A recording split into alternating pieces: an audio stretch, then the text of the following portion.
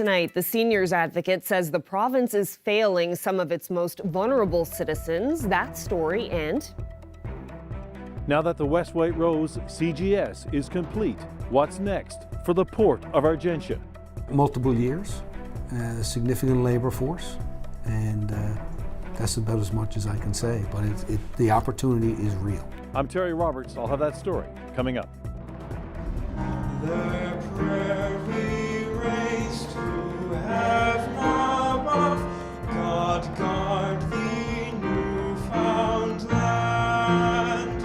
Bringing back the ode. After recent controversy, the classic anthem is once again part of convocation ceremonies. I'm Colleen Connors at Memorial University's Grenfell campus convocation this morning, where Robert Cormier received the honorary degree. I feel very emotional. This is quite an honor and totally unexpected as well. We'll talk a little bit about his passion over the years for the Francophone community and how he wants to keep the French language alive. This is CBC Here and Now.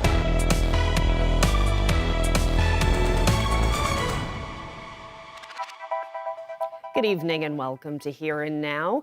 We begin on the Southern Avalon. The massive concrete base for the West White Rose oil project has been towed away from Argentia after years of construction. So what's next for the sprawling port? As Terry Roberts tells us, activity may be quieter for now, but people are optimistic about the future. This scene was nearly a decade in the making. The tow-out last week of the massive support structure for the West White Rose oil project from a specially built dock in Argentia. 200,000 tons, years of construction, hundreds of good-paying jobs, and a global pandemic that nearly wrecked this multi-billion-dollar project. This structure will eventually form the base of a fixed wellhead platform on the Grand Banks, with oil production set to begin next year. But now that it's no longer dominating the skyline and anchoring activities at Argentia, and all those jobs have disappeared, what's the mood at the port? You won't find any depressed faces in this office. The future is extremely bright for the Port of Argentia. And despite the noticeable slowdown in economic activity, municipal leaders in Placentia are also hopeful. We know that there are different industries, different companies looking at this region, and we remain optimistic that the next great project for this area will come. Like any construction project, this one had a finish date, so everyone knew this day was coming, and they've been years planning for this next chapter. The opportunities are endless. This dock is one of the legacies of the West White Rose project. It's an asset that's caught the attention of global players, and Argentia is now on a short list for another major project that could mean years of activity and a job bonanza. You would be looking at multiple years, significant labor force, and that's about as much as I can say, but the opportunity is real. And how about this scenario? An iron ore processing plant at Argentia, on the same scale as the nickel plant in nearby Long Harbour, energized by hydrogen made from wind energy, so climate-friendly green steel. Preliminary talks are underway with an unnamed mining company in Labrador, says Penny. We have absolutely had conversations, and the port is extremely attractive. But it all hinges on this, a $100 million terminal expansion. A contract to build it could be awarded later this year. It is going to be the catalyst to everything else. There are 40 businesses operating at the port, about 240 stable jobs, supporting everything from marine transportation and aquaculture to offshore oil and mining operations. The port is also a growing player in the renewable energy sector. Here's proof. A blade for a wind turbine, nearly 100 meters long, inching its way toward an awaiting ship. Argentia is a storage site for wind energy projects in the U.S. We have partners around the globe. There's 9,000 acres here. It's at the water's edge, ice-free, and it's open for business. Scott Penny says the name Argentia is being spoken in boardrooms all over. If you work alone, you go very, very fast. If you work together, you go very, very far. And we want to go very, very far. So together with its partners, he's confident the port will boom once again. Terry Roberts, CBC News, Argentia. The province's seniors advocate is calling for a complete overhaul of seniors' care. Susan Walsh says there has been no real improvements in the 3 months since the Auditor General flagged deeply troubling problems in personal care homes. Here Now's Mark Quinn reports. The system is broken. It needs a full redesign, a governance structure, right? A structure that will run the full system. A blistering review released by the Auditor General this spring found shocking incidents of seniors failed by personal care homes, residents gone missing, and even allegations of sexual abuse. Walsh says it's alarming to seniors. They're really disappointed and they're afraid. Right? There's a fear in the system today to go into long-term care or personal care homes. I'm not saying it's all homes. There are many good homes with great staff, but it's many. The province's seniors advocate says the people with the power to fix things haven't done it yet. This is a call to action. For too long, seniors have waited to see change in the long-term care and personal care home systems, and it has not happened. The seniors advocate has 11 recommendations, but she says one thing must happen first. She's calling for the government to give the new provincial seniors department responsibility for seniors' care, from home support to end-of-life care. Government should make sure that they have identified that the Department of Seniors has the full responsibility for the continuum of services for seniors. That's where they start. And then that department will move forward with the creation of the legislation and the standards. And once that governance structure is put in place, the rest will fall in place because everyone who's responsible will be held to account.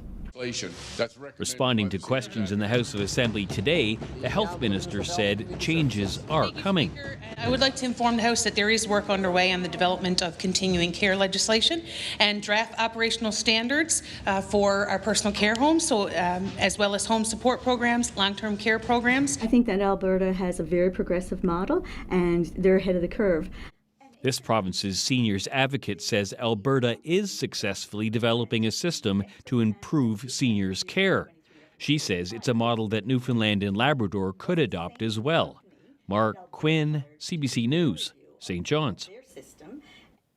Well, today was a proud and emotional day for Robert Cormier. His dedication and passion to the French language and to the education system was praised at MUN's Grenfell campus convocation. Cormier received an honorary degree. Here Now's Colleen Connors has that story.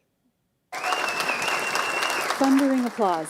The room was vibrating when Robert Cormier of Cape St. George received his honorary Doctor of Laws. I'm so proud. I'm beaming. I feel very emotional. This is quite an honor and totally unexpected as well.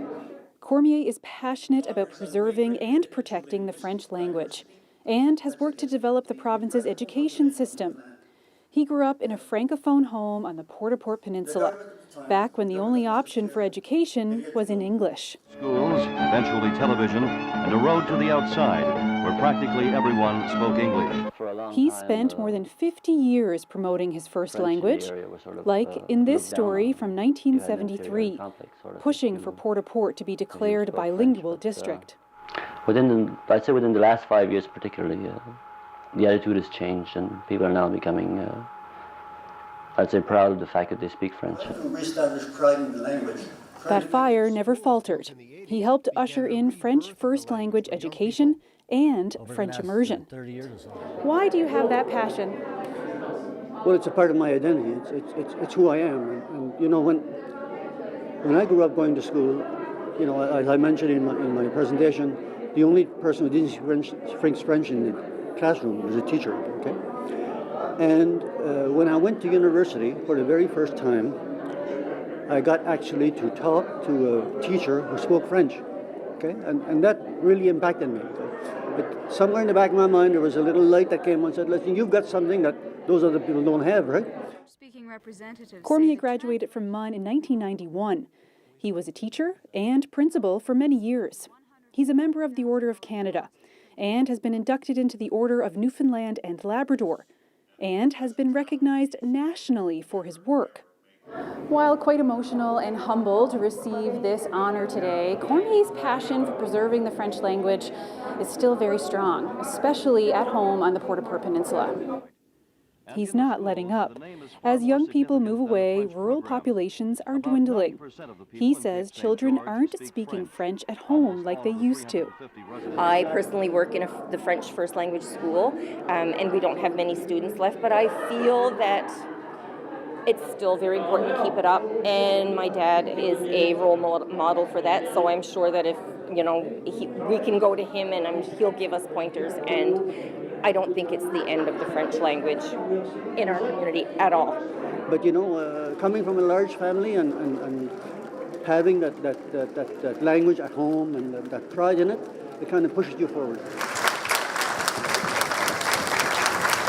Pauline Connors, CBC News, Corner Brook. The prairie raised to heaven above, God guard thee, Newfoundland.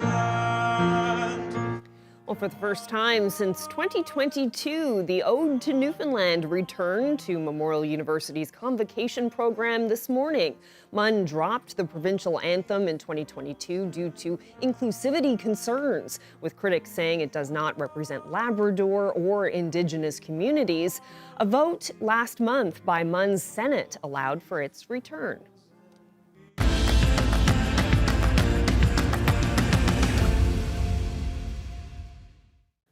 Well, they're running 10 marathons across Canada in a span of 10 days and hoping to raise $1 million to support programs for children. Mike Hansen and Dave Morin are from Calgary, and they kick off this ambitious fundraiser in St. John's tomorrow. We start here in St. John's tomorrow, and in the afternoon we'll fly over to Halifax. We'll pick up an RV there, drive through the rest of the Maritimes, Montreal and Toronto, fly to Winnipeg, drive to Regina, fly to Vancouver, and fly to Calgary. So we've got our miles cut out for us, not only on feet but also in transit. But yeah, we'll plan to start in each province around 7 a.m. local time. We're aiming to run the marathons in 4.5 hours or so. We're not planning to set any speed records. But yeah, around noon each day, we'll then have a bit of time to stretch and eat and so forth. But we'll pretty quickly be turning around and making our way to the next province. So this is going to be uncomfortable, but I've been trying to tell myself, and I spoke to my coach earlier this week, it's a once-in-a-lifetime opportunity for us to and enjoy every minute of it, even try to embrace the pain as it comes along. About 13 years ago, I have twin boys, my oldest two boys, and they were diagnosed with autism. And we were fortunate in our lives that we've been able to provide whatever they've needed. We've got a good family. I've got a good job in the energy industry. But what we saw, my wife and I, is a lot of other kids get left behind. So this was just something that able to take, a passion I have for running and a passion we've got now for helping kids and put it together. And I've known Dave for a long time and brought it up with him, and he instantly was in. So it was just something we could both jump behind and enjoy doing, I guess, a little bit and try to raise as much money as we possibly could. We've actually seen a ton of traction with people across Canada. I think our fundraisers have raised about $30,000 so far. So that's runners who are joining us, raising within their networks. But yeah, it's, we're just two guys going out for a run, so anyone's welcome to join for as much or as little as they want to. So we'll start at Kitty Vitty. We're starting on the north side of the lake, and then we're running through downtown along Water Street, I think up to Bowery Park is out on the west side, and then coming back, and we're doing that route twice. I looked probably at 20 different versions of routes in the city, but I think that's where you end up kind of doing that route no matter where you go. So, and we are trying to avoid elevation as much as we can, and not that it's easy. Hard here. It's hard here. It's actually quite hard in Halifax too. So that's why we're doing the loop twice, so we don't have the big climbs to come out of downtown. It's Jason Buxton, the director, came across my book, Whirlaway, in a chapters and read the first few pages of the story basically off the shelf. A short story by a former Telegram editor is the inspiration behind a new star-studded movie that's coming up. Well, if we take a look at the weather on the way headlines, essentially we have some showers that will continue through tonight for southern areas of the island. A few flurries possible for Labrador, but there is plenty of sun across a good chunk of the province. And then as we head towards the weekend, mild and dry for most of us. However, there is some snow in the forecast for Labrador. I'll break it all down for you coming up a little later.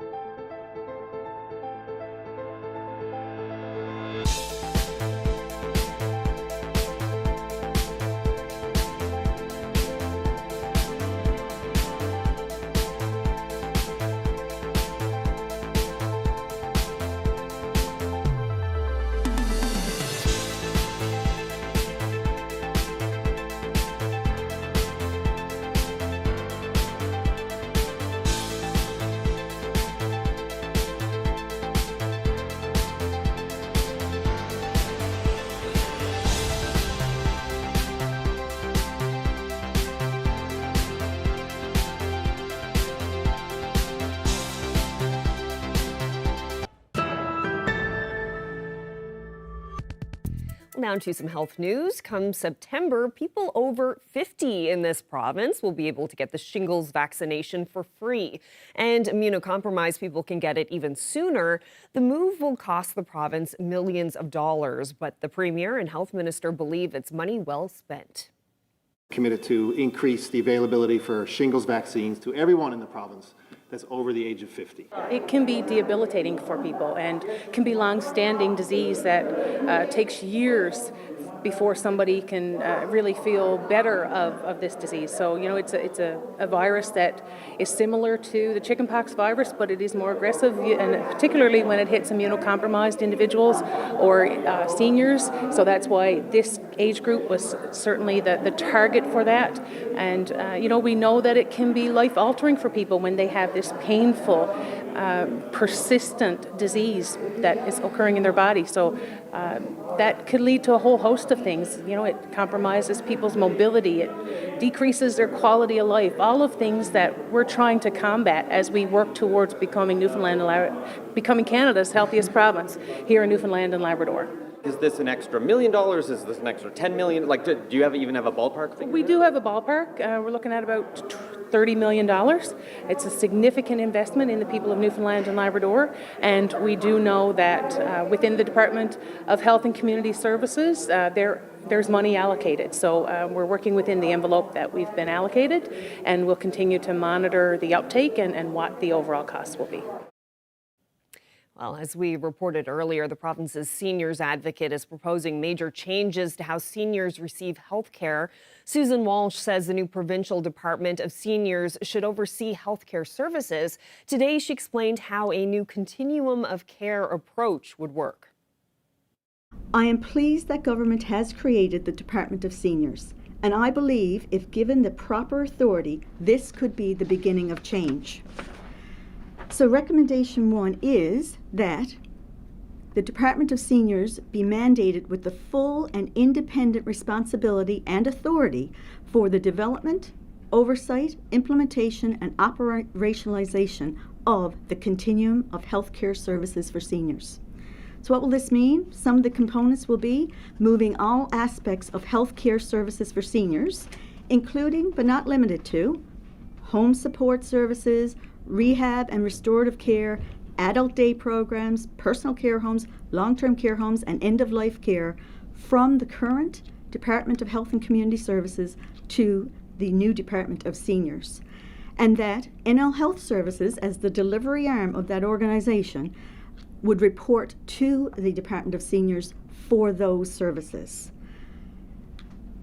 We really feel strongly that the new Department of Seniors cannot just be a policy shop. It will not have the authority it requires to make the change necessary, and we are concerned that the community services for seniors are getting lost in the Department of Health because the Department of Health really has such a strong focus on acute care. So why not separate it if we're going to, already government has decided to create a Department of Seniors. So this continuum of care legislation and the associated regulations will set the legislative standards for all programs and services within that continuum, provide authority for oversight of the continuum and consequences for non-compliance, and outline the roles and responsibilities of all relevant entities in that, including government, NL Health Services, owners and operators of personal care homes, agencies. The legislation would be very clear on what the roles and responsibilities are for everyone, and no one will be surprised when they're held to account for those. Alberta has a continuum of care legislation, and they have the best legislative infrastructure in the country and the newest, and so we have a model. This is not, we don't need to redo it. And Alberta had long-term care legislation. They had different pieces of legislation that are currently being recommended for our province. We're the only province in the country at this point who doesn't have long-term care legislation. But now we have a learning. Let's not just create legislation for long-term care and then 10 years from now realize, oh, we should have a continuum. Let's go there today and address the whole continuum for seniors now.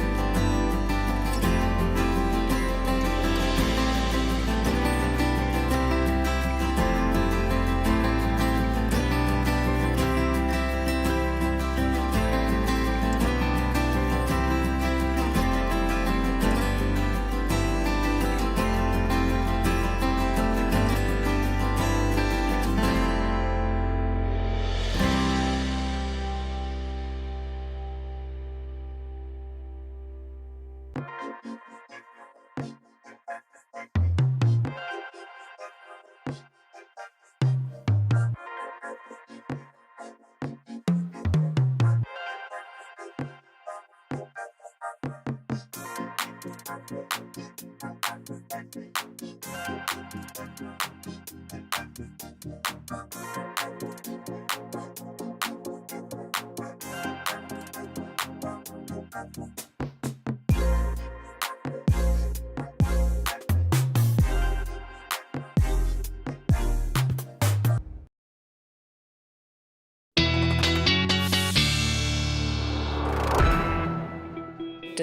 threat of climate change, in particular, what I'm most familiar with is Labrador, where we've seen such a change in temperature, less snow, less frost into the ground. So there's lots of reason for people to be justifiably concerned, which is why we have to all be more vigilant. So far this year, we have seen 60, we have heard of 60 fires reported, one of which have been in Labrador. So there's a number of things that are at play.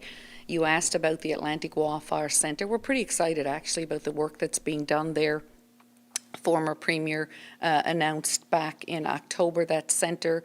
We have a group in place, a consultant that's been hired that's actually doing some work looking at the design piece, what that centre looks like. But we think of a facility in Gander when we think of the Atlantic Wildfire Centre, but in just my few days down in FFA, it's really exciting just how much is going to be attached to the Atlantic Wildfire Centre. Of course, last year we had the thankfully successful evacuation of Labrador City a few days after Churchill Falls, and so we will be expanding a portion of the Atlantic Wildfire Centre to have some infrastructure and resources in that area of the province as well.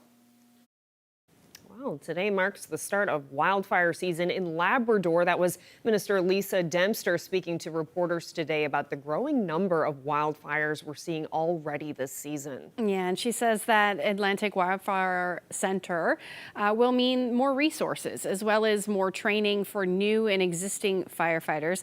And Dempster says consultants have already visited Wabush to see how that area will play a part. Okay, so Ashley, how is the wildfire risk situation today? Yeah, it doesn't take very long, let me tell you that, for the wildfire risk to move up. Right now, it's moderate from essentially Bonavista North through to Bonavista, and then the southeastern portion of the island as well. Now, this is today's map, so I don't see any risk up across Labrador yet. I assume tomorrow we'll definitely get an update. But I can tell you as we head through the weekend, temperatures are going to be mild and dry. So areas through Central are not going to be surprised to see moderate to high fire risk with those conditions. So definitely keep that in mind through this weekend. If you're out enjoying the nice weather, just be fire smart. That's the easiest thing to do this time of year.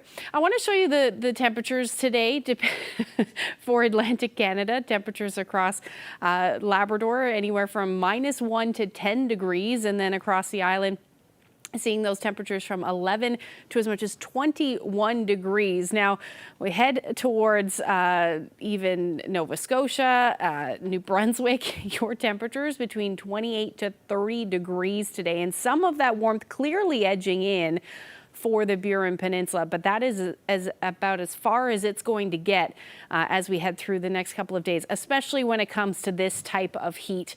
But we're certainly going to see some of those milder temperatures move in through this weekend. We're taking a look at what happened this afternoon, and it's all about the winds this time of year, and we can see that perfectly in St. John. So 13 degrees is the temperature that was peaked this afternoon at noon. Those winds shift to more northerly and northeasterlies now. 5 degrees is the temperature, so quite a dramatic drop. Still a beautiful evening, though, for the Burin Peninsula. 19 degrees in St. Lawrence. You head towards Central, 12 to 17 degrees even for Grand Falls, Windsor. As you head towards the west coast, Corner Brook sitting at 11, but anywhere where we are seeing those onshore winds, it is a much different story. Twillingate 4 degrees, 2 in Makkovik, and -1 right now in Nain. So taking a look at what's going on, we've got some unsettled weather for essentially the southern half of the island at the moment. There are some peaks of sun in the mix there as well. Beautiful day as far as sunshine goes up across Labrador. But we will continue to see some of these showers generally unsettled through the night tonight. So most of southern Newfoundland, including the Avalon, Still looking at that risk of some showers as we head through the overnight. Otherwise, by the time we get into tomorrow morning, the onshore flow for the coast of Labrador a little bit more wintry. So there is a chance that you'll see some flurries overnight tonight. Your temperatures will be hanging out in the minus single digits. The coldest temperature in Lab West at -9. And you're still dealing, especially along the coast there, coast of Labrador anyway, with those northwesterlies. It'll be a bit gusty tonight, 40 to as much as 50 kilometers per hour. The mildest temperatures will be along southern Newfoundland, 5 to 7 overnight tonight. Otherwise, ranging from -2 to +2 for the rest of the island. Clouds will still be sticking around tomorrow morning, at least for the first part of the day. For southern areas of the island, expect the chance of some showers, maybe for the Avalon, but definitely some cloud cover. By the time we get into the afternoon, it should turn into a beautiful day. Now, the northern peninsula, you're going to hang on to some cloud cover at times through tomorrow, and coastal areas of Labrador still looking at the chance of a few flurries. But for most of us, it is just going to be a fairly quiet start to the long weekend. We will see some clouds and showers move in late day for those of you in Lab West. Daytime highs tomorrow, again, very similar to what we saw today, where we'll see a temperature in the afternoon quite mild and then drop as the winds shift more northerly. That will be the case for St. John's. Again, along the northeast coast, staying in the cooler air. Away from that, much warmer, anywhere from 11 to 14 degrees. West coast, you're dealing with some northwesterly, so temperatures will likely only sit in the single digits, and then much of the same across Labrador. I'll get into the long-range forecast coming up a little later. Well, a short story written by the former editor of the Telegram newspaper has been turned into a feature film. We've been having a lot of car accidents out front of our house. What kind of accident? First it was hit and run. Stop the car! The last one was bad. Sharp Corner is a quiet thriller filmed in Nova Scotia that stars Ben Foster and Kobe Smulders. The story is part of a collection of stories by journalist and author Russell Wangerski and then adapted to the screen by director Jason Buxton. Wangerski lived and worked for decades in St. John's, here at CBC for a time, and with the Telegram. He joins me now from his home in Winnipeg. Thank you so much for being here. And thanks for having me. So before we get into how the movie happened, can you tell us what the story Sharp Corner is about? Sure, it's about a man and his wife who live on a sharp corner on a narrow country road. He doesn't have much of a life per se, but he has repeated car accidents happening on his front lawn on this peculiar corner. And he builds that into a life. He injects himself into the accidents, telling stories about them to friends and acquaintances until it pretty much consumes him. It's such an interesting concept, such an interesting idea. Where did you come up with the idea for the story? Well, the idea came first from, I worked as a firefighter for a number of years, and it came from the fact that you often do see places where things happen again and again, and it involved, in my mind, a sharp corner on the Gasborough Highway in Nova Scotia, but also a sharp corner out in the Goulds, where there were repeated accidents in the same place. And I wondered what it would be like to live there and how it would change your worldview. And it all sprang out of that. Mm-hmm. And of course, you know, a lot of writers would love to see their work turned into a movie. How did your story go from being on the shelves of a bookstore to the big screen? What's the story behind this? Oh, it was a marathon.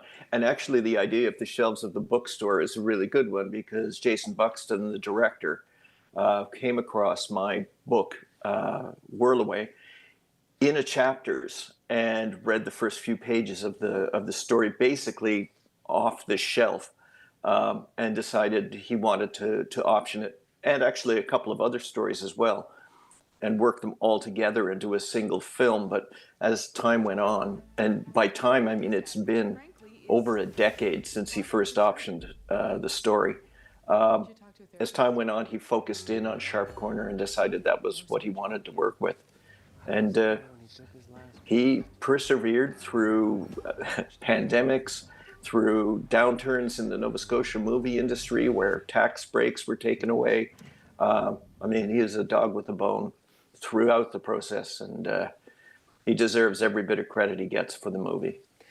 Such a random thing that happened where you just randomly picked up your book on the store shelves and found it. What did you think when he called you up and he said, look, I'd like to option this, I'd like to make this into a movie? What was your reaction? Well, my reaction was kind of, oh, just go ahead. Because I had no experience but I then said to him, you better talk to my agent, because, you know, if later on she says, why did you do this this is what I'm here for, I'd feel uncomfortable about that. So he went to talk to my agent, and things moved on from there. What did the director, Jason Buxton, say to you about why he was so interested in this particular story? Like, why did he find it so compelling? I think he's a bit like me in that, I mean, recurring theme in what I do is why are men, and particularly, I guess from my vantage point, me, why are men the way they are? Why do they respond the way they do to other people and to friendships, and how do they end up fitting into a universe? And we basically, I think, we're working from the same premise, the same place, sort of globally in our work, and I think that's what he found most attractive about it. Mm-hmm. Well, Russell Wangerski, it looks like a fabulous movie. I'm really looking forward to seeing it, and wonderful cast as well. Really appreciate you taking some time to tell us about how it all came about. Thank you so much. No problem. Thank you.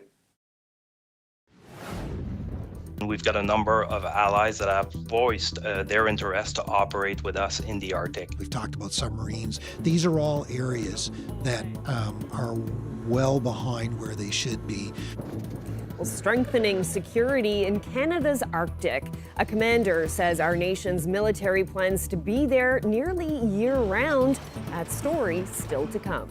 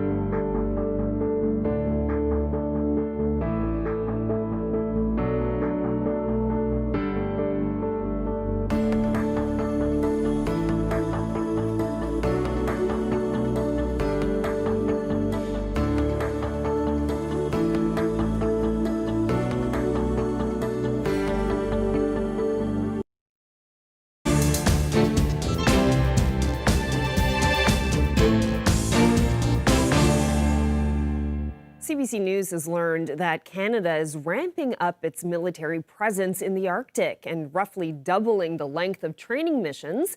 As Murray Brewster tells us, it may be an opportunity for the country to promote its sovereignty. Showing the flag in Canada's far north, where even the simplest tasks require teamwork. And the rest of the world seems very, very far away. CBC News has learned the Canadian military intends to spend more time on land, in the air, and at sea in a significant expansion of military exercises throughout the Arctic. We want to be in the Arctic on a near permanent basis. More troops, more often, up to 10 months a year of training, as opposed to the current 5 to 6 months, and not just Canadians. We've got a number of allies that have voiced their interest to operate with us in the Arctic. With U.S. President Donald Trump's talk of annexing Canada and threats to take Greenland by military force, this defense expert sees an opportunity for the Liberal government. Well, one could think imaginatively about how our allies could support Canadian sovereignty. NATO allies have been invited into the Canadian Arctic before, but only in small numbers. Having more NATO troops, particularly Europeans present, would send a clear, unmistakable message. If there's political will, there's a lot we can do in the short term that doesn't involve spending billions and billions of dollars on new equipment. Ottawa has been notoriously reluctant to invite NATO into the north in large numbers, the way Norway does every year. Canada has been feeling isolated, though, and could use friends now more than ever, says this NATO expert. The one thing that the Canadians have to do is spend more on defence, and very, very quickly, through hosting exercises and other such activities. There is also a school of thought that says U.S. forces should continue to be invited into the Arctic. By accepting the invitation, experts say Washington is tacitly acknowledging Canadian sovereignty, despite what Donald Trump says. Murray Brewster, CBC News, Ottawa. Still on this topic, Mark Norman is passionate about national security. He spent 39 years serving in the Royal Canadian Navy and served as Vice Chief of the Defence Staff of Canada. He spoke with the Signal's Adam Walsh about why he believes stronger security measures are needed in the Arctic right now. We do not behave as an Arctic nation. We are an Arctic nation based on our geography. We are members of the Arctic Council. We are proudly self-identify as an Arctic nation. We do not behave, however, as an Arctic nation for a variety of reasons. What then would be a couple examples of what you could see in the Arctic, in the north, if investment and actual, like you said, talking with Indigenous communities, working together, and actually investing in stuff that works? What would the picture be? Okay, well, I'll give you three areas of example. The first one is in technology, and two parts of technology. There's military capability and technology. We've talked about, there's a recent announcement before the election about radar, over-the-horizon radar, those kinds of things. We have to do a much better job of surveying our own Arctic space. Space-based sensors, land-based sensors, sea-based sensors on the seabed that allow us to listen through the water to submarines that are operating in the area, robotic capabilities under the water, under the ice, these kinds of things. We've talked about submarines, or we didn't, but submarines are on the shopping list of necessary capabilities. These are all areas that are well behind where they should be. We've dabbled in some of them, and we have very good capabilities in others that we need to harness and really lean into aggressively and with a sense of ambition. That's partly what we're lacking. As it relates to the Indigenous communities and other areas of investment, something that comes to mind is power production, power generation. There are some really innovative technologies that are available that can be modularized and containerized to provide portable power generation in some cases that are not using fossil fuels, or that are much more efficient that can not only help with power generation for remote communities, but they can have military applications that, because they're portable, you can now put them on platforms, you can put them into platforms, and your imagination is not out of step with the idea. And then the last one is infrastructure, which I mentioned specifically. There's a number of mining companies that operate in the north, for example, that have unused infrastructure or shared infrastructure that they're operating 24/7. And the military doesn't need 24/7, but it needs access to. We need to be partnering with those types of organizations, coming up with very simple arrangements for access, as opposed to, as I said, building stuff at huge expense to the taxpayer that then sits and rots when it's not being used in an efficient way. Now to Manitoba. The two people who died in the Lac de Bonny fire have been identified as Sue and Richard Knoll. It was announced in the provincial legislature. They were someone's family, someone's friend, their loved ones we hold in our hearts during this unimaginable time. This is a devastating reminder how quickly these fires can escalate and how dangerous they truly are. Flags at the legislature have been lowered to half-mast to honor them.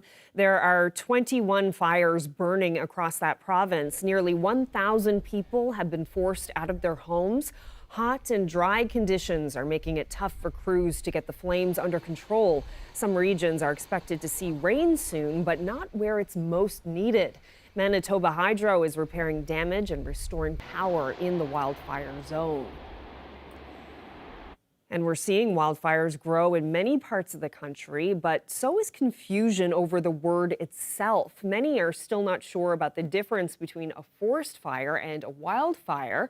Officials in BC are taking to social media to help clear the air on that. Johanna Wagstaff breaks it down.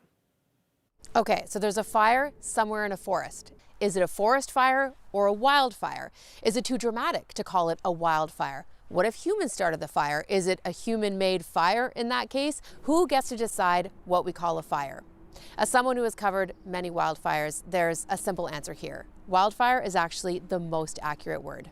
A wildfire is any unplanned fire in a natural space. It could be a forest, grassland, or a muskeg.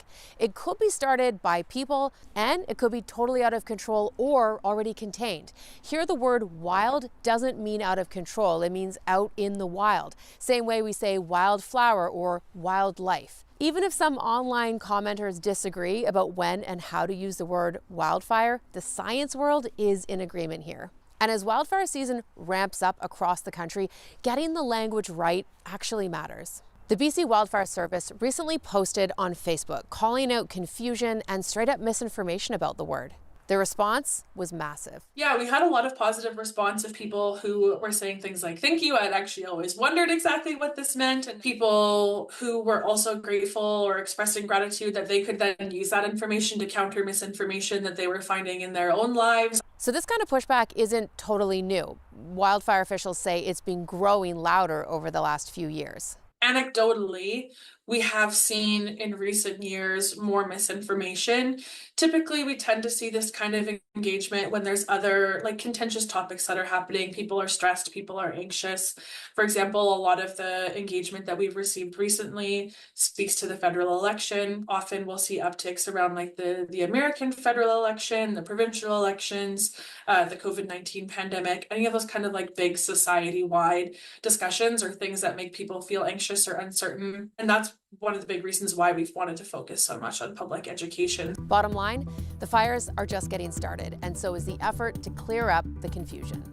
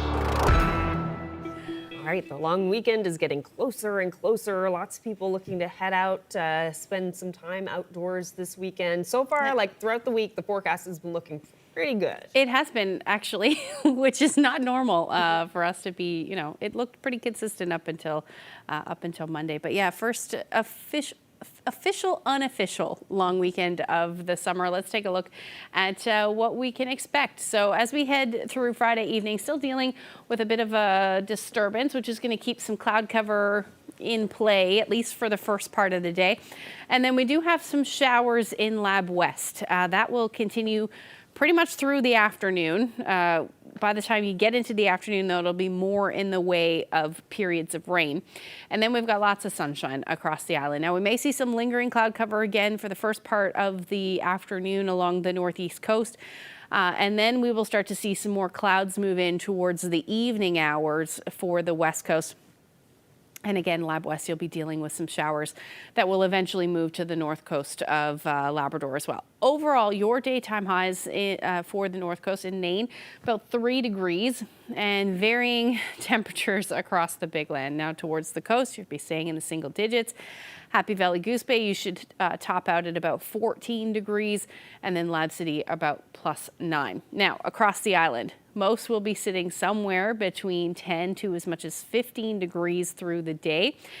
However, onshore winds, again, will keep those temperatures cooler for most of the south coast. You'll be hovering in the single digits through the day on Saturday. And then as we head into Sunday, we will see more shower activity, more widespread across the Big Land. And again, a bit more cloud cover for the west coast. But as we head into the afternoon and evening, we should see a little bit of a few peaks of sun in the mix. Now, the northern peninsula by Sunday evening, you're looking at the chance of a few showers in the mix there as well. Overall, this should be the warmest day, at least it looks like at this point, between 12 to as much as 17 degrees for the west coast. Again, it's going to depend on the wind, where we're seeing those onshore winds. Northern Peninsula, southeastern Labrador, single-digit temperatures. That's the case along the north coast. Otherwise, 10 degrees for Lab West and central areas. Again, those onshore winds along the south coast, going to keep your temperatures on the cool side.